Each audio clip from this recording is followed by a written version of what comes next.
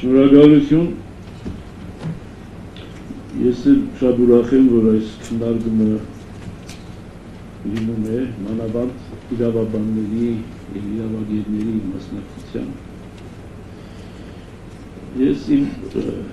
խոսքը կսկսեմ մի փոքրիկ պատմական էքսկուրսով 1987 թվականի աշնանը ուրեմն Խորհրդային Միության առողջապահության նախարար Չազովը այցելեց Մայրաթոր Սուրբ Էջմիածին և իրեն ուղեկցում էր Խորհրդային Հայաստանի վարչապետը։ Ես այն ժամանակ Պարս Սարգսակ վեհարանում աշխատում էի, ծառայում էի և ներկա եղա այդ ընդունելությանը վեհապարի Վազգեն վեհապարի կողմից իբրև զուտ Սարգսակ, որ պետք է ինչ-որ հանձնարարություններ կատարի։ Եվ իմ առաջին շփումն էր դա ընդհանրապես Խորհրդային Հայաստանի բարձրաստիճան ղեկավարության հետ և ես ուղղակի շշմեցի այն վերաբերմունքից, որ ցուցաբերեց Խորհրդային Հայաստանի կոմունիստ վարչապետ Ֆադեյ Սարգսյանը, որ տիական խոնարհումով, թեև տարիքային էլ մեծ տարբերություն, շատ մեծ տարբերություն չէ, որ տիական խոնարհումով, ամենայն հարգանքով, բոլոր այդ բոլշևիկյան գաղափարախոսությունը մի կողմ դրած և հարգելով այն հանգամանքը և այն ինստիտուտը, որ ներկայացնում էր Վազգեն վեհապարը։ Եվ դրանից հետո էր մնացած բոլոր վարչապետների հանդիպմանը երևի թե ներկա եղել են ամենայն հայոց կաթողիկոսների հետ և կարող եմ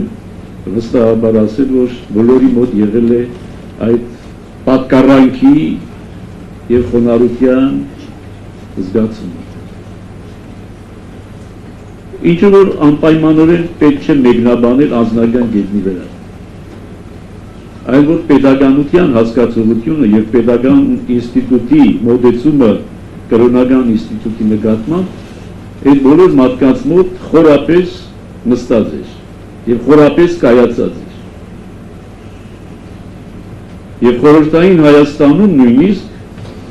պետական ինստիտուտները շատ ավելի կարևորում էին, գոնե 70-ական, 80-ական թվականներին շատ ավելի կարևորում էին եկեղեցու դերը և նշանակությունը, քան այսօրվա, այսպես ասած, անկախ Հայաստանի իշխանությունը։ Եվ սա է մեր մեծագույն ցավը, իբրև հոգևորական, որ անկախ Հայաստանի պայմաններում մենք պետք է վերադառնանք 1920-ական, 30-ական թվականների ժամանակներ, երբ որ մասսայական հարցակումներ էին տեղի ունենում հայ եկեղեցու և հայ եկեղեցականության նկատմամբ, ինչը որ կարող է թուլացնել եկեղեցին, բայց ավելի ողբերգական հետևանքներ է ունենալու պետության և պետականության վրա։ Եվ ես այնքան մտահոգված չեմ այդ հարցակումներից իբրև եկեղեցական, որքան մտահոգված եմ այդ հարցակումներից իբրև Հայաստանի Հանրապետության լիիրավ քաղաքացի։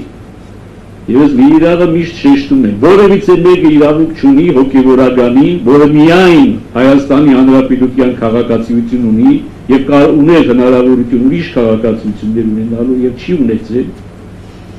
մնացել է միայն Հայաստանի Հանրապետության քաղաքացի, որևիցե մեկը չի կարող սահմանափակել այդ քաղաքացու իրավունքները։ Եվ մենք, եթե ընդհարման մեջ ենք նույնիսկ շագերտների մեջ պետականության հետ չէ, որ հակամարտության մեջ ենք, այլ այսօրվա իշխանության մեջ։ Եվ երբ որ ասում են մենք զբաղվում ենք քաղաքականությամբ,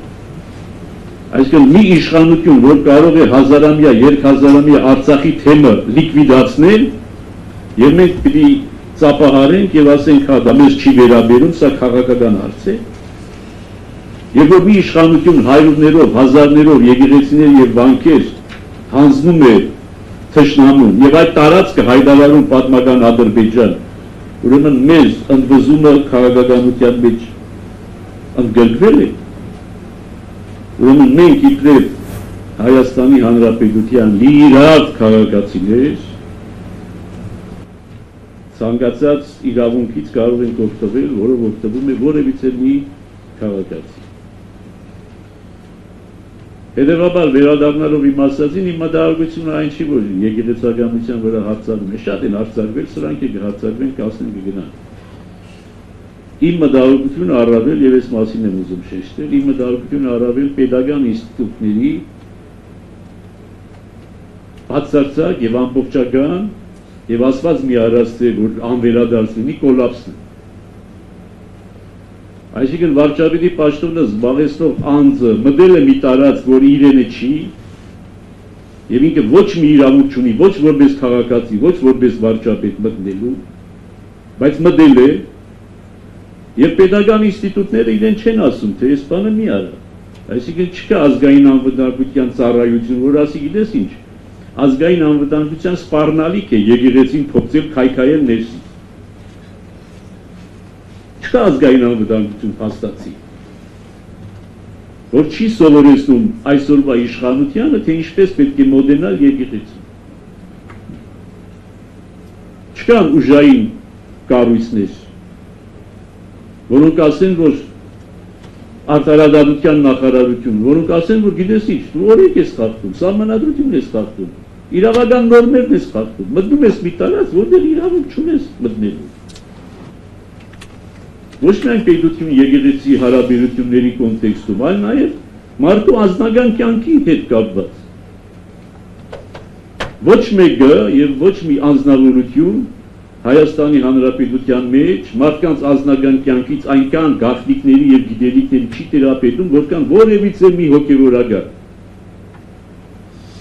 Չի կարող որևիցե մեկը հոգեվորականի չափ գաղտնիքների տիրապետել։ Ուրիշների կյանքի վերաբերող, ոչ թե սեփական, ուրիշների կյանքի վերաբերող։ Բայց ոչ մի հոգեվորական դա չի օգտագործում իբրև շանտաժի միջոց։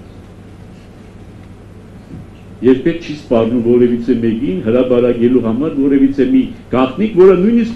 խոստովանության ճանապարհով չի ստացել, ուղղակի մարդը մոտեցել է, խորհուրդ է հարցրել, ասել է, դա խոստովանություն չէ դեռ։ Որևիցե մի հոգեվորական շանտաժի չի ենթարկվում։ Իսկ այս մարդը պետական շանտաժով է զբաղված, եւ ուրեմն արտարադատության նախարարությունը չի ասում, թե պարոն, այս օրենք ես խախտում, հանցագործություն ես կատարում։ Քննչական կոմիտեները քրեական գործեր չեն հարուցում։ Առաջին տիկին համարվողը մանկապղծության մեղադրանք է ներկայացնում,